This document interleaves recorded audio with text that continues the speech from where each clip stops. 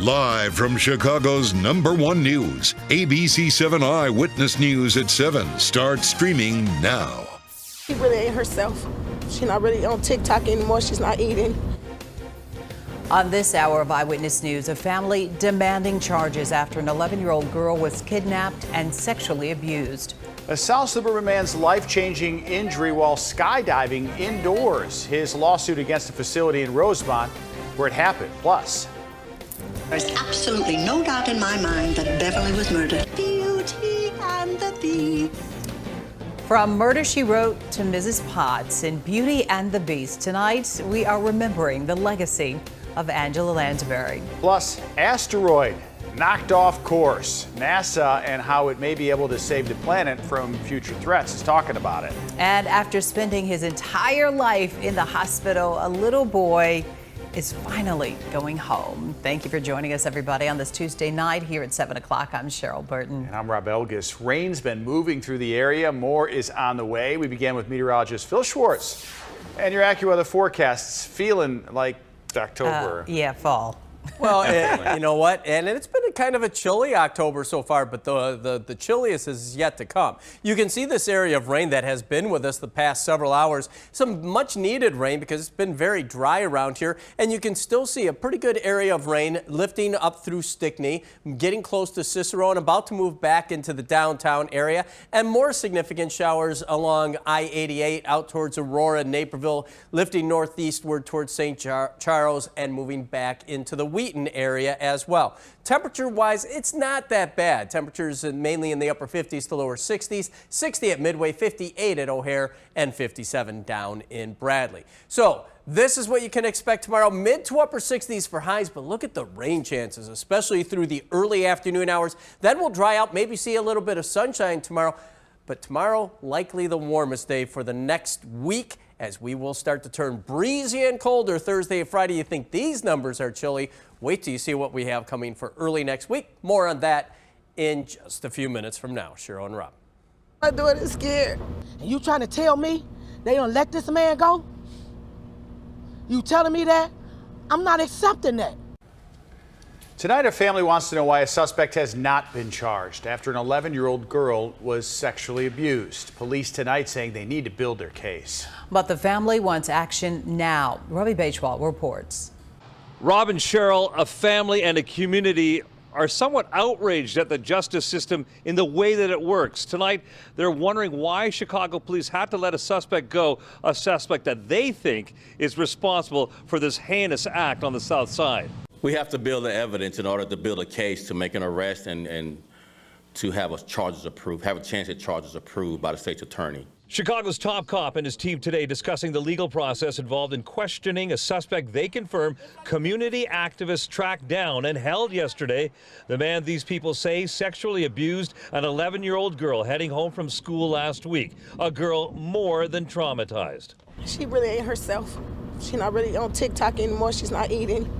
She's having nightmares. Emotions are running high. It was last Thursday, October 6th, when police say the Dulles Elementary School student was attacked in an alley at 62nd and Indiana. I don't want you guys to let him out. My daughter's scared. That victim was shown a picture of the unknown man by family who this morning lamented about his release outside Chicago Police headquarters. I showed to my granddaughter. I said, who is this? She broke down. Oh my God, Granny, that's him. That person described by police as 45 to 60 years of age with a thin build, grayish hair, and a goatee. And you trying to tell me they don't let this man go? You telling me that? I'm not accepting that. Nevertheless, police say they had to let him go for justice to eventually prevail. We do have a sense of urgency, but we have to get things right. We have to do it right. Chicago Police Superintendent says he knows this is a very emotional situation, but it is extremely important to follow proper judicial process. He also says they're working hand in glove with the state's attorney's office to see if charges are going to be laid in this case. Reporting from Chicago Police Headquarters, Robbie Bachwal, ABC 7 Eyewitness News. Back to you. Ravi, thank you. And now to a gruesome mystery at a boarding house on the far north side. Human remains. were found inside a freezer on Washtenaw, and bloody rags were found in a trash can on Foster Beach. As Trey Ward reports, a missing persons case has now turned into a homicide investigation. Police identified the victim as the owner of this home, a woman neighbors say was beloved on this street. In fact, we're told she was known to take in women who needed shelter. Police now saying that one of her tenants could be her killer. It's a quiet neighborhood, and to hear something like this, it's like, wow. Shock and dismay lingering over neighbors on this north side block. Many of them now left reeling from a sudden loss of a woman who was loved by many. They eventually discovered human remains in a freezer, at which point we backed out of the residence to secure a search warrant to go back in and retrieve all of evidence properly. A well-being check, now a homicide investigation after Chicago police say they found human remains placed in a freezer inside of this home on North Washtenaw off of Peterson Avenue. It was really heartbreaking hearing what happened. You know, she was such a sweetheart. I feel like she was very active in the neighborhood. She was too kind. That's all I can say. She was very kind, loving. She was always happy. She was always with her dog, Lukey. This comes after police say a tenant reported her landlord missing yesterday. That tenant told investigators another person living in the home got help from a tow truck driver with a heavy bag. The tow truck driver actually gave us his location and explained that the person he was transporting had pulled a knife on him. So officers responded to that scene, placed that suspect into custody. And that led investigators less than 5 miles away to Foster Beach, where they say the suspect dumped a large plastic bag and bloody rags in a garbage can. An investigation of a gruesome finding that has neighbors feeling disturbed. You don't know who you're living next to. We have really good neighbors, but you can't keep track of everyone in the neighborhood. And Chicago police and the Cook County Medical Examiner's Office have yet to identify the suspect and victim respectively in this case. So far, no charges have been filed. On the north side, I'm Trey Ward, ABC 7 Eyewitness News. Trey, thanks so much for that update. Prosecutors charging a security guard with shooting and killing another guard outside a Loop nightclub last weekend. Police say Devin Trill Turnipseed and the other guard got into an argument over allowing people into the personal lounge on Wells early Sunday. Turnipseed allegedly shot the other guard after he was punched in the face. He's being held without bail. And Lake Forest High School officials are investigating separate instances that brought up safety concerns at the school. The incidents include an unused bullet found in a hallway and a vandalized map with threatening language. The principal says the students responsible in both have been identified and that disciplinary action is being considered. Tonight, a South Suburban man's lawsuit over a life-changing injury that he says happened while indoor skydiving in Rosemont. iFly's responding to the allegations in the lawsuit. Michelle Gallardo reports. This is 63-year-old David Schilling now, a quadriplegic living with his wife and 2 sons in Palos Park, who cannot perform even the simplest activities for himself. This was him and his family before January 21st, 2021, when what should have been a fun outing at iFly's indoor wind tunnel in Rosemont turned tragic. Mr. Schilling did hit on a 45-degree angle or so into the glass wall, and he sustained a catastrophic spinal cord injury that rendered him a quadriplegic. Schilling's attorneys saying it was an accident that could have been prevented. It's very clear that he was in distress, he was out of control, he's not maintaining altitude, he's drifting, he's spinning, he's falling down to the net. In a lawsuit filed against iFly, Schilling's attorneys allege, among other things, that the defendants knew the instructors assigned to Schilling were not properly certified or trained, knew that the wind tunnel speed was too powerful for plaintiff David Schilling to handle, and acted with an utter indifference and conscious disregard for the safety of plaintiff. This doesn't happen within a second. David is in the wind tunnel for some time, and another participant he's in there with is trying to help him, but that responsibility doesn't go to another paying customer. iFly is the country's largest operator of indoor skydiving wind tunnels. Their marketing caters the increasingly popular activity as a safe one for all ages, showing instructors assigned to each participant who in many cases are inside the wind tunnel itself during the flight session. Those who partake, however, must sign a waiver that clearly states, iFly activities are inherently dangerous activities, and among the risks participants will be exposed to are the risks of serious bodily injury and death, and that participants agree never to sue regardless of cause, including the alleged negligence of the company. Schilling's attorney is saying today the defense has already tried and failed to get the lawsuit dismissed using that argument. A spokesperson for iFly saying today, in iFly's 20-plus years of operation, over 15 million customers have safely flown with iFly across all locations, and the company will continue to make the safety of all its customers its highest priority. iFly has great empathy for Mr. Schilling and his family. At the time, Mr. Schilling was a very experienced licensed skydiver with the United States Parachute Association, with over 80 jumps, who was receiving instruction in the iFly wind tunnel from another experienced skydiver from Skydive Chicago at their private event for experienced skydivers. And while the lawsuit was filed last year, Schilling's attorneys today filed an amended complaint for what they are calling fraudulent misrepresentation. The case is scheduled to go to trial next October. In Lincoln Park, I'm Michelle Gallardo, ABC 7 Eyewitness News. Michelle, thank you for that report. Now, a mother injured during the Waukesha Christmas parade attack, taking the witness stand in the Darrell Brooks trial. Brooks is accused of driving a vehicle into the parade route, hitting several people and killing 6. Kelly Grabau and her daughter were hit that day. After I realized what just happened, I jumped up and took off running to go find her. And I seen her in the middle of the road. Her shoes were down the road, as well as her glasses. Brooks previously pleaded not guilty by insanity. His public defenders withdrew that plea last month. The attorneys later withdrawing from the case. Brooks has decided to represent himself in court. All charges are dropped against the man whose case was made famous by the popular podcast Serial. An attorney for Adnan Syed says he's elated. Syed was convicted of murdering his ex-girlfriend in 2000. Last month, the judge overturned that conviction and ordered him released from prison. Prosecutors had 30 days to decide whether to retry this case. Instead, they dropped all charges.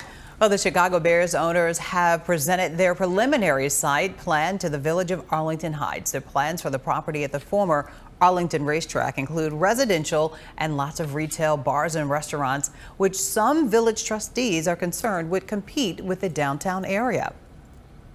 That's what we have to work on for the planning, to make sure there's enough business and that things are structured and promoted well enough to make it a win for everybody.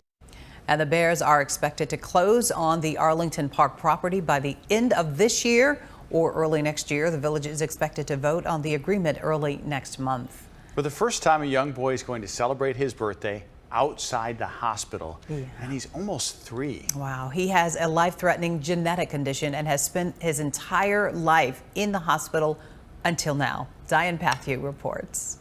After spending his entire little life in hospitals across the country, a special little boy is finally going home, and just in time for his 3rd birthday. What made us get through this has been faith. This is Francesco Bruno. Born with complications of skeletal dysplasia, his genetic disorders affect his bones and muscles. He has spent all of his little life in hospitals, relying on a trach and ventilator to breathe and tubes to eat. But today is a good day. Today, he gets to finally, for the first time, go home. Waiting there, his 6 brothers and sisters. Finally, it's happening. They've been praying for this for a long time. Francesco is the 2nd child the Bruno family had with this condition. They lost their other son a week after he was born. The fact that we're even standing here almost 3 years later still talking about him is already, it's a miracle in itself, in my opinion. Taking Francesco home won't be without its challenges, but hospital staff say he is getting stronger every day, and his parents took classes and are trained to handle his many needs. He's at more of a stable place. He's wearing a different kind of, it's called an HME, it's giving more like humidification, but he's not connected to the vent during the day, so that's great, but he will still need the vent at night. His parents tell me they're ready for their little boy to come home. He has already taught them so much. To live every day like it's the last. because I don't know what can happen tomorrow. Francesco turns 3 in December, and yes, his entire family says they will be planning a party for him. Diane Patthew, ABC 7 Eyewitness News. Wow. That's going to be a party. A blessing. I know, and 6 siblings, you know, they're going to celebrate properly. And he's been in the hospital almost 3 years. His whole life. They're just, oh, I just want to hug him and kiss him. And we were saying this earlier. So He just sweet. like that. I just get the sense that he's just a good soul. I said this earlier. Yeah. He just, that smile. And this is how we've done stories about boys and girls like this that finally get to go home, and it's hard for the staff at the hospital, right? Because they're so close to attached. him. But the family too, because he needs around-the-clock care. Right. You know, you want him home, but there's so many challenges ahead. But the Bruno family's got it figured out. They are ready. I mean, and did you see his little hat? He was, you know, he's so cute. He's the best dressed person there. Right? I just want to hang out with the little dude. Yeah. It's going to be quite some celebration. Hopefully, they will allow us to come along in and December. enjoy that celebration. It's the holiday season. Who knows? It's Santa's elf. Yeah. I mean, it's just going to be such a sweet, His sweet siblings time have of the to be year. excited too. Yeah, we'll follow. Diana, I'm sure for sure we'll follow up. Yeah, hopefully. Birthday party. Yeah, we've got some more really great news for you too. A young cancer patient getting a new place to play and taking his mind off treatment. How about it? Yeah. Plus, mission accomplished. NASA. You excited? I could hear it in your voice. It's going to be okay. Right. What it means for the future, it is going to be okay. It's going to be great. Impending doom may not come from space. Not happening here, based on today. All right, we'll be right back.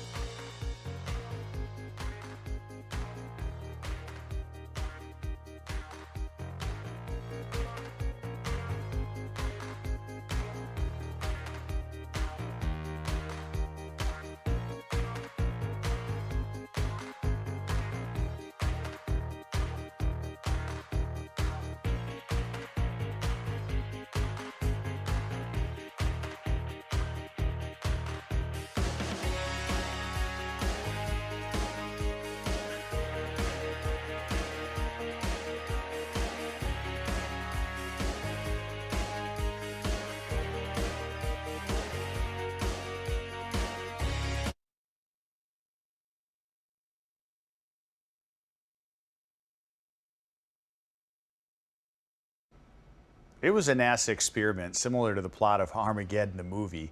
NASA crashing a spacecraft into an asteroid, trying to knock it off course.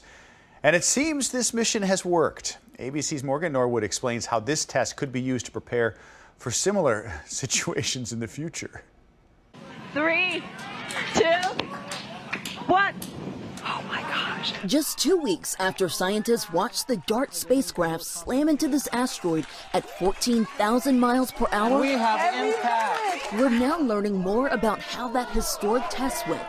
NASA giving an update. We conducted humanity's first planetary defense test. NASA confirms that DART successfully changed the targeted asteroid's trajectory. Millions watched as the refrigerator-sized spacecraft locked in on its target, a 500-foot space asteroid named Dimorphos. You can clearly see its rocky surface. Then all of a sudden, a loss of signal. What a moment. Very few words can really capture this moment. This is beautiful to watch. Stop of the Falcon 9 and The mission, 10 months in the making, NASA launching DART last year.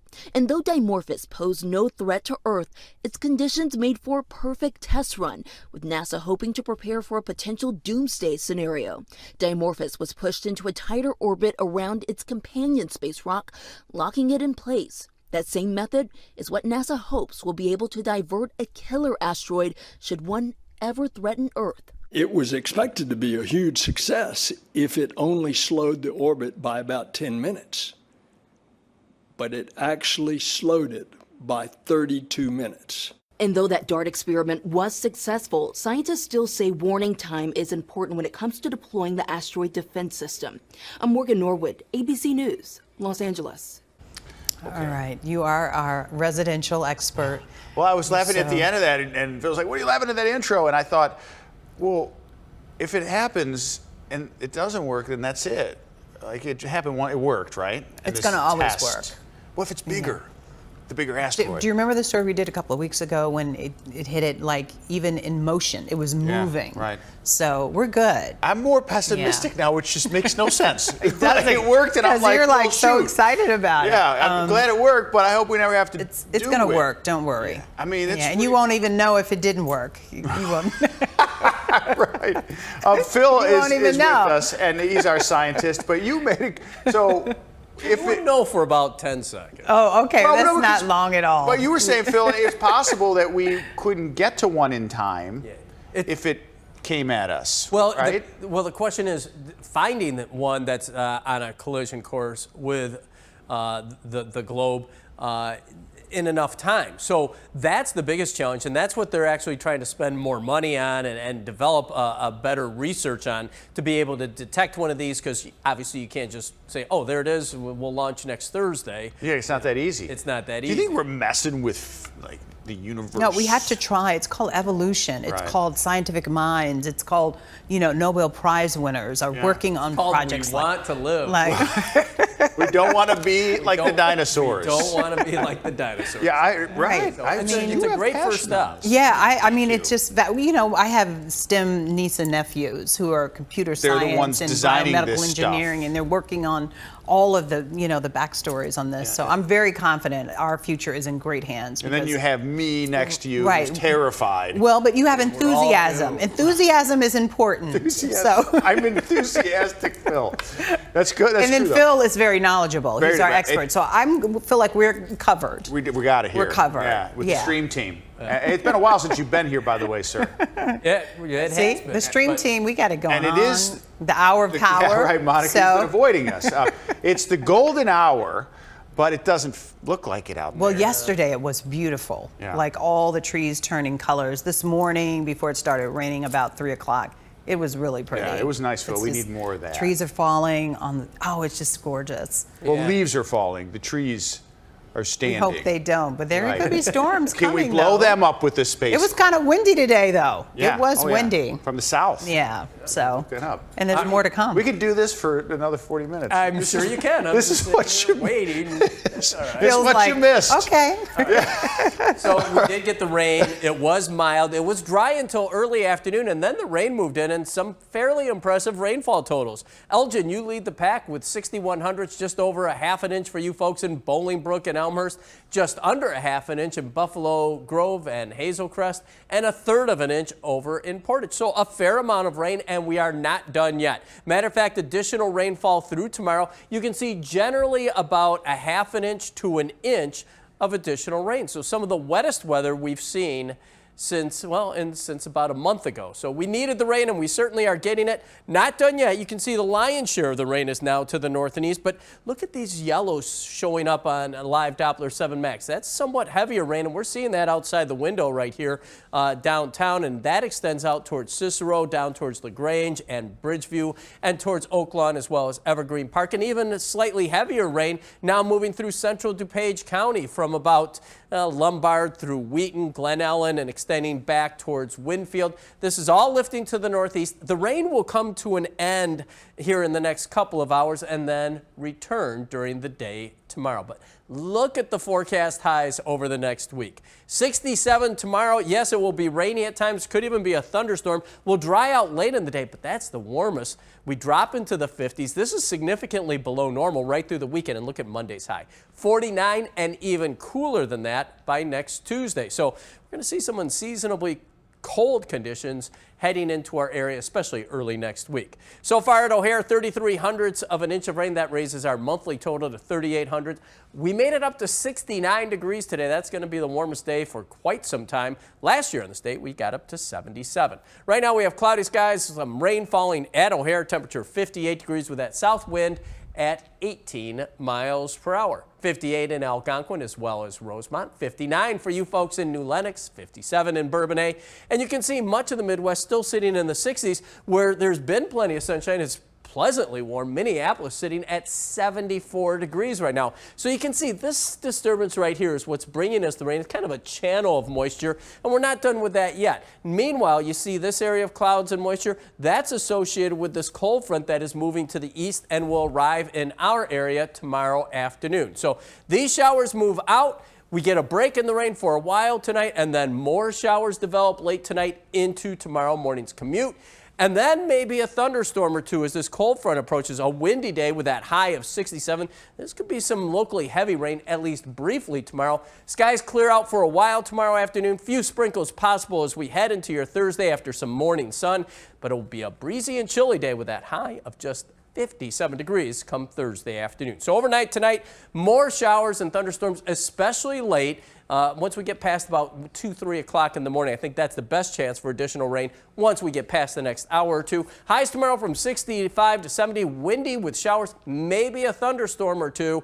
7-day outlook, yeah, look at these highs, 57, 56, 57. The weekend looks kind of chilly. A few light showers Saturday. Most of the weekend will be dry, and yeah, look how chilly it gets. Look at these lows below freezing early next week with highs only in the upper. Stand on that end of it. Cover it. Cover it, all of that. Good, yeah. It's not going to be too bad on Thursday at Soldier Field for that night game. No, you know. Like, it looks pretty good. Yeah, upper 40s, you know. For a Bears win, for sure. It's Bear weather. You know, there's is. no excuses. They're going to be at home. It's going to be the Commanders, and the Commanders are 1-4. So we're gotta get that one. It's a winnable. You do have to get that. Gotta get that. Winnable game. Yeah, we kind of have to. It's a short week though, so yeah, we'll see what happens. But weather, thank you for that, Phil. We appreciate We don't it. thank you for the Monday and Tuesday though. Oof, that's gonna feel cold. I know you don't control it. What can I tell you? The 2022 class of the Chicago LGBT Hall of Fame is inducted, and tonight 14 people in groups were added. The Hall of Fame was founded in 1991 to honor community groups and people who have made significant contributions to the lives of the city's LGBT community. Congratulations to everyone. Congratulations. Today is International Day of the Girl. Well, events are happening all over the globe, but here in Chicago, Girls Like Me, that project was hosted an event at the South Shore Cultural Center. Well, this year's theme is I Belong. The focus is on providing a sanctuary for Black girls ages 13 to 18. The goal is to support and protect them as they pursue their dreams.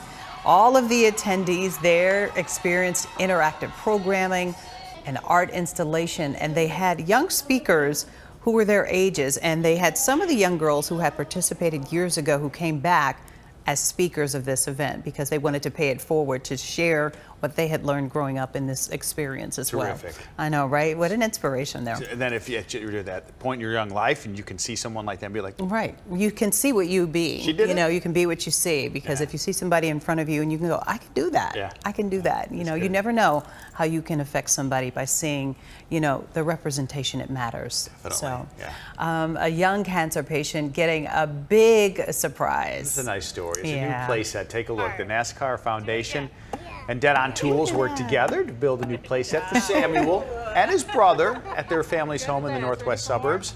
This gives the brothers a safe place to play at home while Samuel's undergoing treatment. Building stuff. Look at that. Is always fun.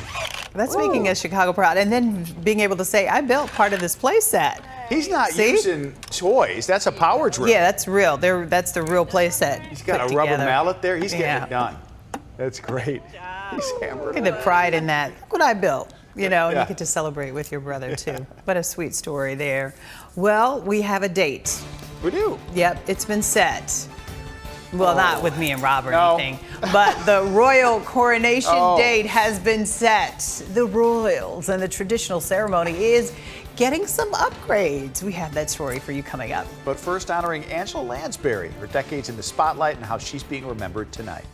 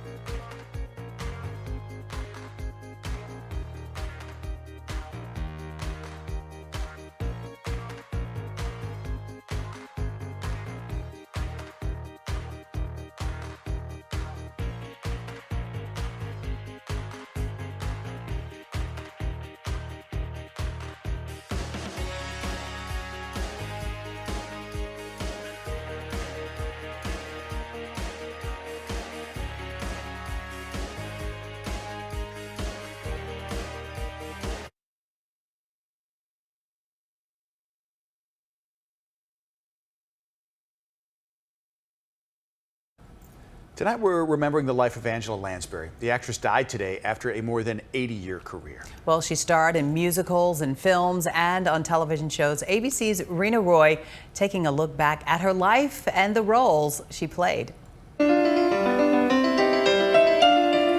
Angela Lansbury was America's favorite mystery writing TV detective. I'm Jessica Fletcher. For 12 seasons, beginning in the mid-'80s, she solved murders and won fans. You were setting your sister up for a murder charge. Lansbury thought of herself as a journeyman actress, able to tackle almost any role, from the addled Aunt Adelaide in Nanny McPhee. Duty, Adelaide, always duty. That was a very brave thing you did, my dear. To the talking teapot in Beauty and the Beast. Beauty and the Beast. To the cold-blooded mother of a brainwashed assassin in 1962's The Manchurian Candidate.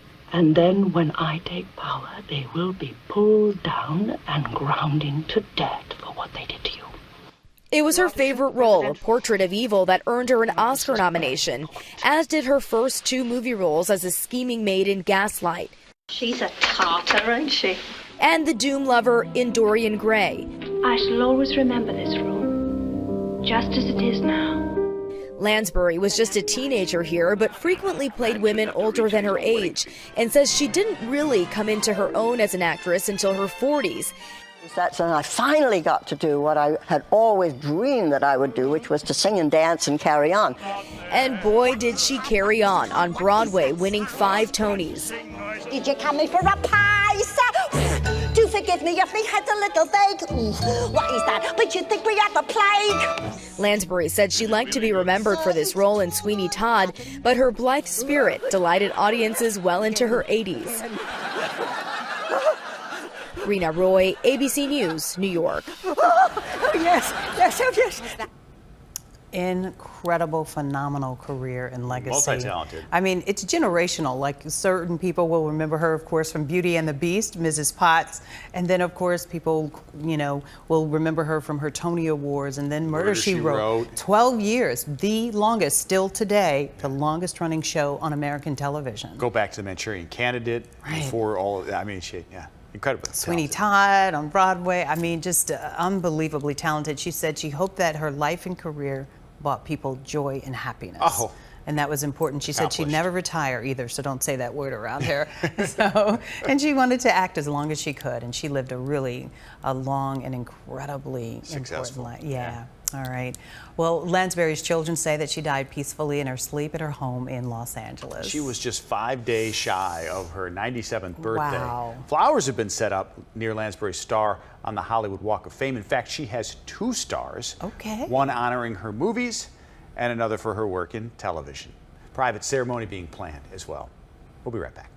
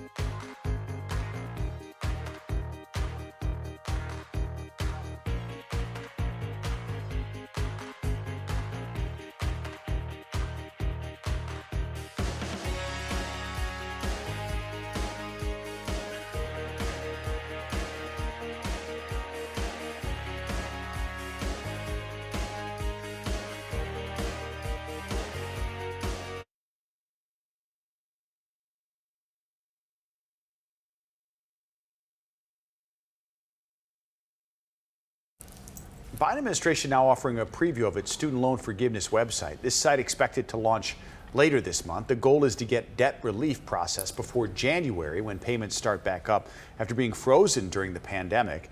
In August, the president announced plans to cancel up to $10,000 in debt and $20,000 for Pell Grant recipients. And personal computer sales are slowing down at the fastest rate in more than 20 years. Global shipments fell almost 20% last quarter from a year ago. That's what a research firm is telling the Wall Street Journal. Now, here in the United States, sales are down more than 17%, largely due to the fewer laptop sales, computer sales surging early in the pandemic, of course. And now to a warning about giving up remote access to your computer. Well, the FBI says scammers are targeting you and they want to get your personal information and banking information. Consumer investigator Jason Knowles tonight explains. Here's a quick tip on the tech support scam. The FBI issuing an alert saying calls are on the rise. There were almost 14,000 victims in 2021. The scammers pretending to be tech support or a computer software company, they eventually hack the victim's computer, taking it hostage, or they withdraw money from banks by going to websites with saved passwords. They can also steal other personal information. So here's what the FBI says you should do. First, don't give anyone remote access to your computer unless you trust them. Avoid installing apps or programs that allow strangers remote access to your computer. Always disconnect your device from the internet immediately if you see a scam-related pop-up screen. Do not turn your computer off or reboot.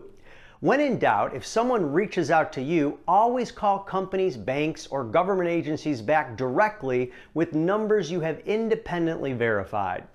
Finally, contact the FBI at ic3.gov to make a report if you fall victim to this scam.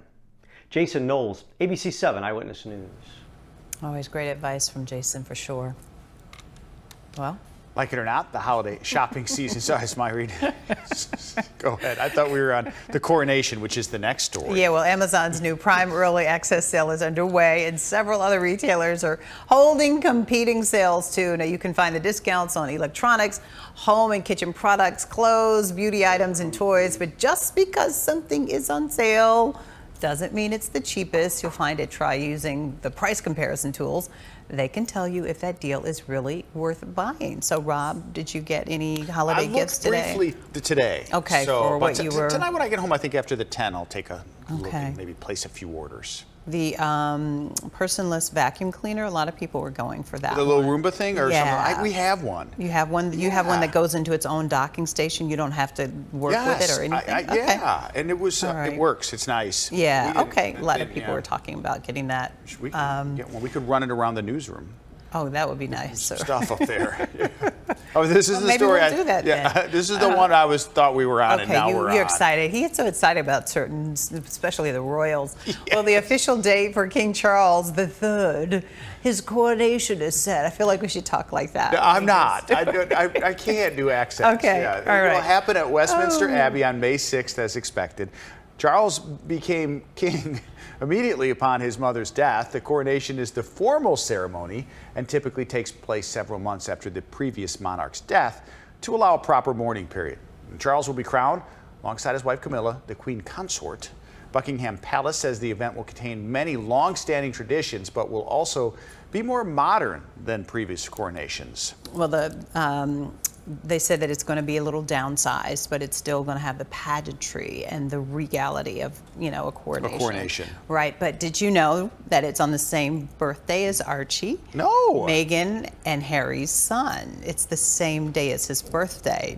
Will they be there? Do we think that it's anything? I think he's got to be there for his dad to be coronated. Well, they're going to be invited, we've been told, from the palace officials, that they will be invited. And could they be a part of the program? I think Archie should get a shout out from his king. Because it is his grandpa. birthday. Yeah. I did not know that. That's going to be really nice. I know we'll have extensive coverage. Of course. Yeah. And by then we'll know how to talk like that. So. I'm coming up the importance of colonoscopies. I had one this year. I want to talk a little bit about that. It's important. And a new study is raising some questions about their effectiveness. We're talking to a local doctor about these screenings and why they're needed. It's next. And we continue to see rain showing up on live Doppler 7 Max, but notice we're getting closer to the back edge. doesn't mean we're done with the rain. We have a cold front on the way, and it's going to get mighty chilly. We'll talk more about that in a few minutes from now.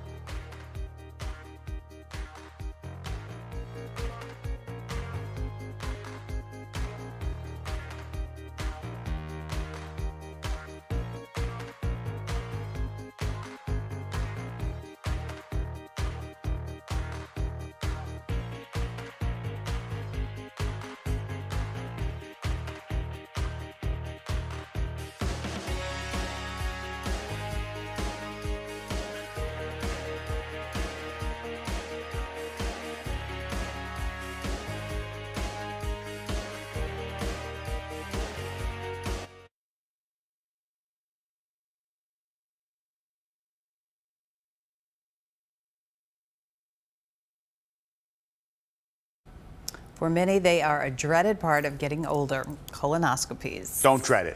I'm going to tell you why in a little Right. bit. But now a new study with complicated results have left some wondering if they should even have the procedure. So joining us tonight, Dr. Selena Lee from Rush University Medical Center. Doctor, thanks for joining us. Thank you for inviting me. It's a pleasure to be here. Oh, likewise. We're glad you're here. Let's start with the basics here. Why are colonoscopies so important? So they are one of the best, if not the gold standard methods for screening for colon cancer. And colon cancer is important to all of us because it is the fourth most common cancer and the second leading cause of cancer-related death in the United States. Earlier we can find a cancer, the better options there are for treatment and cure, stage by stage for any kind of cancer. And by doing a colonoscopy, we have the opportunity to find a cancer at an early stage. So, Dr. Lee, there's this new study out of Europe seeming to suggest that colonoscopies do not reduce the risk of dying of colon cancer, but there are some caveats to this, like age and race. So tell us why it does matter and how those factors factor in. Absolutely. First of all, it is a really original, well-designed study, and I congratulate the authors on the study. But as you said, it's important to take some pause and to examine the kind of patients that were included in the study and to see if it's applicable to the patients that we serve. The first most glaring issue that needs to be answered is that of patient demographic. And so whether we can apply this to our population here in the United States, especially in an urban population like Chicago, is questionable to me. While it wasn't explicit, the racial breakdown of their participants, I think that may be safe to assume that they don't have 30% African American patients and 30% Latino patients as we do in Chicago.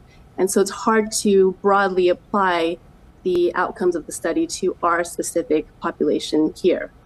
The other issue is that of age. So what they did was they included patients between the ages of 55 and 64. And as many people know, the guidelines for screening for colorectal cancer has decreased in the United States to the age of 45 when we started to see cancers at an earlier age. And that change happened in 2018. And in 2020 and 2021, as insurance compensation started to catch up, we were able to do colonoscopies for screening in patients that were younger than the age of 50.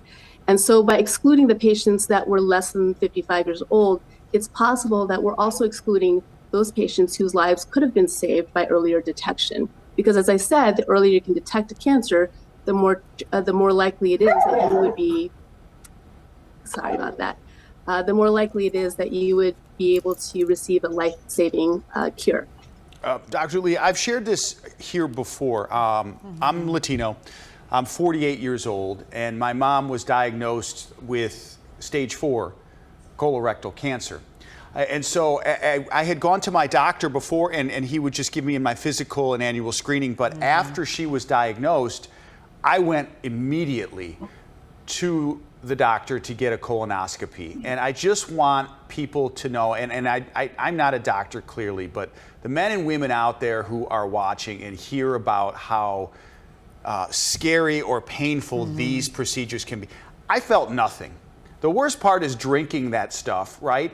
The day before. Yeah, the day. I mean, that's 24 hours that's before. not fun. I mean, it works, but I woke up and I felt great, and I think people need to know that. But I wanted to ask you, so I'm right in that window past 45, but because I'm high risk and my mom, what will you say to viewers who are watching tonight who are, I think obviously you listen to your doctor, right? But what would you say to those people who are right at 45 to 50 who may not be high risk and are wondering, who do I listen to?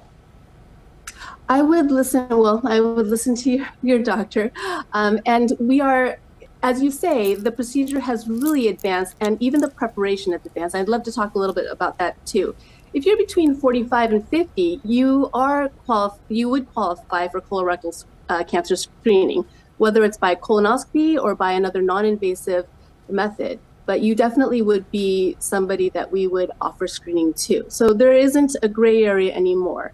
If you had a family history of colorectal cancer, you might even be someone we would screen earlier, depending on the age of diagnosis of that family member.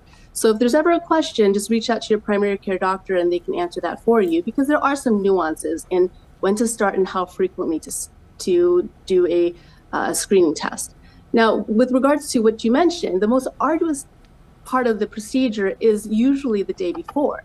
The preparation is almost always the part that patients will say were the hardest, but even then, there have been so many advances made so that instead of drinking a whole gallon of very foul-tasting liquid, which is still in use, in the United States, we have options, and some of those options can be as little as a 6-ounce glass of liquid over 2 different doses. And that's, to give context, that's about a restaurant-sized pour of wine. So if you were to have 2 of those doses chased by water, that's really all you need to prepare your bowels.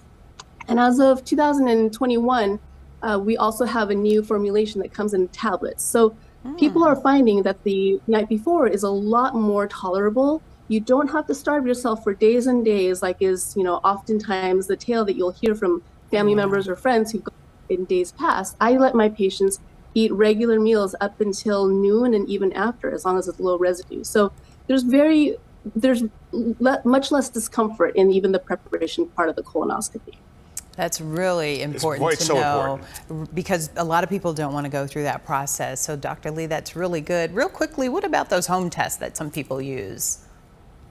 They're valid ways to screen for colorectal cancer if you are considered average risk. And so if you're average risk, that means that you don't have any family members who are close to you, first-degree relatives that have colorectal cancer, or you've never had a colonoscopy that detected a precancerous polyp. So if you're average risk, you would qualify for one of those home tests. Now, as good as they are, they don't look for polyps, and polyps are precancerous growths that can potentially, by resecting them, can potentially prevent a cancer from ever forming. So for patients who are fit to undergo a colonoscopy, that is still the gold standard, and it is still the method that I would recommend. Yeah. Dr. Lee from Rush University Medical Center. Yeah, thank you so much for spending some time with us tonight. Thank you. Thank you for having me. It's my pleasure. Yeah. All right. I'm glad you asked that, because we were just having this discussion. Right. Some of our coworkers use the at-home screening. Right. It's very effective. Right. I like hearing about the pill, because I've heard a couple people who can take the tablet as opposed to the gallon that you drink. Right. But it's interesting to see what the effectiveness on both, because if the liquid versus the tablets, the results, how effective they are and how different they might be. So, and Dr. Lee says that it just recently, it's really the same, and it flushes you out. I mean, I'm glad I think it's okay to talk about this now. At least I do, clearly. And you're like, stop talking about it. It's grown-up conversation. It needs to be. Yeah, it's very important conversation. Because my mom didn't do this. See? She didn't screen. Yeah. And now she's in chemotherapy fighting for her life and kicking butt, by the way. Yeah. But and remember Jeff Dickerson, our sports reporter. You know, Yeah. We got to talk about it, and we got to do it. And I'm sorry, Michelle, I know I've gone long, and it's very important. This is Breast Cancer Awareness Month. It's October, but it's actually every month is Awareness Month. There's one of you watching thinking about it. That you saved their life and I you did changed not. their life. No, I did not. I just shared my insight, and it wasn't the worst, and I'll do it every year. And it was the best nap I've ever had afterward. Oh, the best. And you know what? I had McDonald's. And then I had like a full dinner. It was awesome. Yeah, my mom made me Thanksgiving dinner after. Yeah, it was good. My first one. So I'm glad we did it. I'm glad we talked about it. You have no idea, Rob. Don't overlook that. Yeah, one person might have heard you tonight. It's all good. So, I'm just glad we're talking about it. You'll get a text message or a DM from them for sure. Talking about it. I know it's weird. Coming up, it's the reunion people have been talking about all day. Blink 182, the band back together and heading on tour, coming our way. I know Phil's probably a fan. He likes alternative. You know, we get to talk about the Kardashians when you talk about Blink 182, right? Right there in the middle. We're going to be talking about them on the other side of the break, if you didn't know.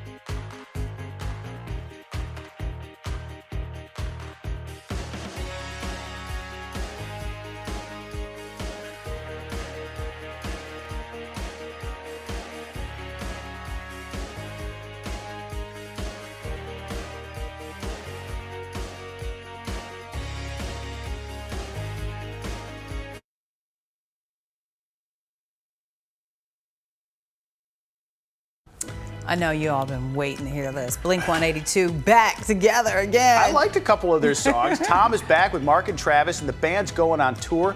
First time the three original bandmates will perform together since 2015. There's a performance set for the United Center on May 6th. Tickets going on sale Monday. Fans only have to wait until Friday to hear new music. The single Edging will be released this week ahead of a new album. Tell me about the Kardashians. I'm just, Edging. I wonder where that, that song is coming from. So I don't know the history. I mean, really. Well, Travis Barker is married. To Courtney. That's Travis? Yeah. Hello. They got married in Italy this summer. We had it on the stream team. Can I resign my title as Kardashian correspondent?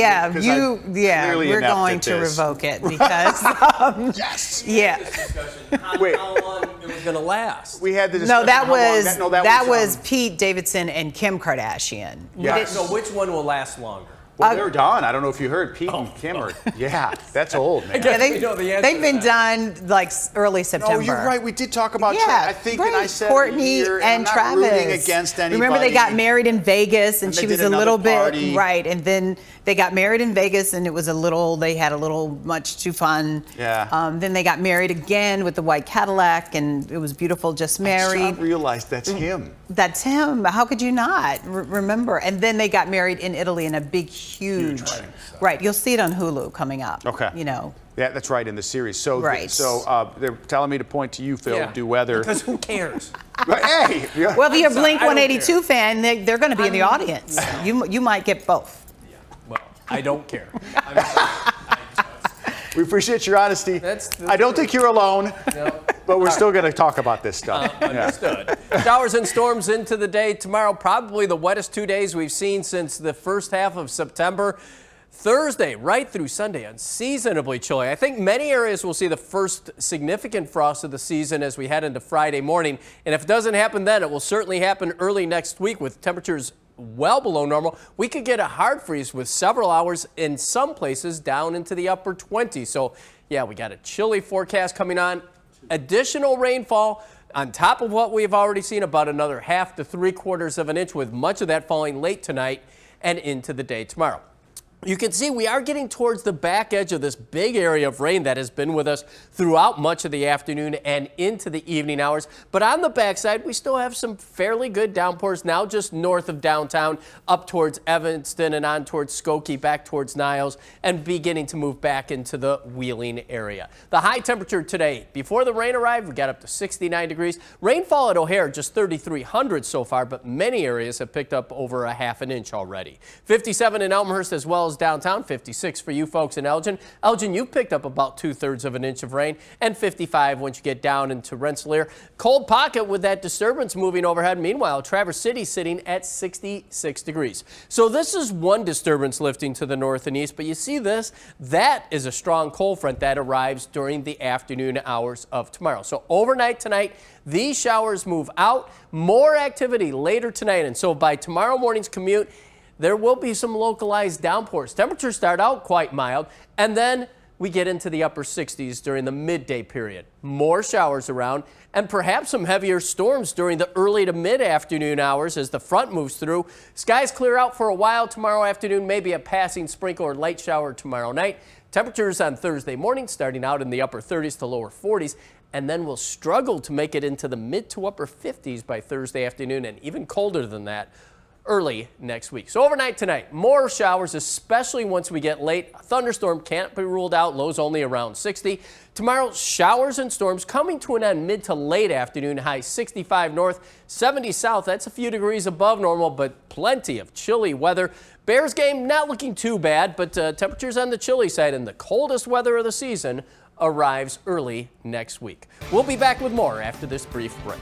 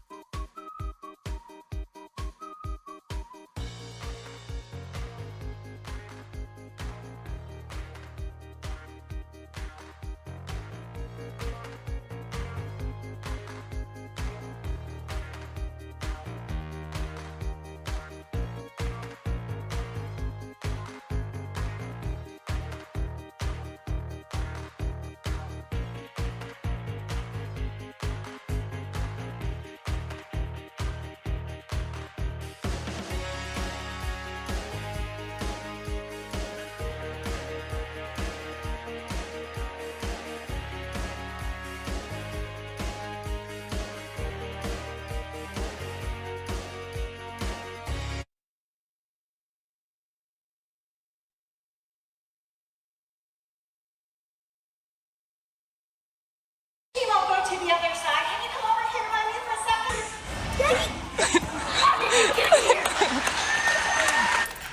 It never gets old. This is so beautiful. A surprise for a young boy with the help from the Dolphins. Petty Officer First Class Joe Thomas of the U.S. Navy surprised his 9-year-old son this weekend at the Indianapolis Zoo. Look at that hug. Never gonna let him go. Don't let go. Yeah, Great day so for him. Sweet. Yeah. All right, we'll see you at 10 over on ABC 7. Good night. Thanks for watching, everybody.